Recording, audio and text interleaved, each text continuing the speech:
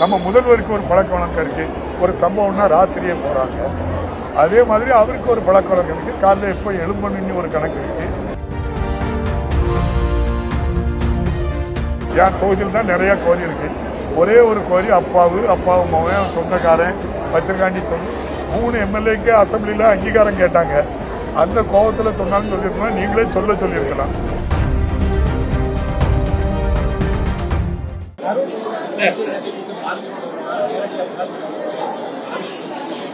எல்லாருக்கும் ஒவ்வொரு பழக்க வழக்கம் இருக்கு.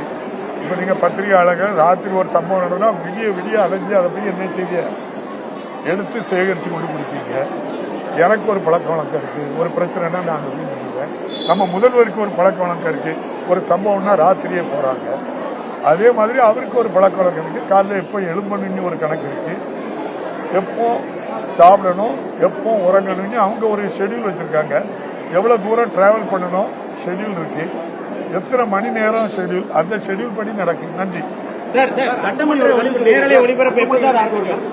மாவட்டங்கள் ஃபுல்லாமே குவாரிகள் ஃபுல்லாமே செயல்படுவது காட்பாக நீங்க செயல்படுறீங்க.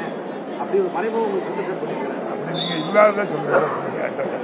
நான் 96ல இருந்து அரசியலில் இருக்கிறேன். இந்த மாவட்டத்தில் இந்த அப்பாவு என் தொகுதியில் தான் நிறைய கோரி இருக்கு. ஒரே ஒரு கோரி அப்பாவு மகன் சொந்தக்காரன் பத்திரகாண்டி அவர் இல்லாத ஒருத்தர் சொன்னா அவர் நீங்க இப்போ அவர் என்ன குறிப்பிட்டு சொல்லலை. நீங்க சொன்னதா சொல்றீங்க. 3 எம்எல்ஏக்கு அசம்பிளியில் அங்கீகாரம் கேட்டாங்க. அந்த கோபத்தில் சொன்னாலும் சொல்லியிருக்கோம், நீங்களே சொல்லியிருக்கலாம். சார் முழு நேர சட்டமன்ற ஒளிபரப்பு எப்போ சார்? அது அசம்பிளி நடக்கும்போது நாங்கள் சொல்லுவோம்.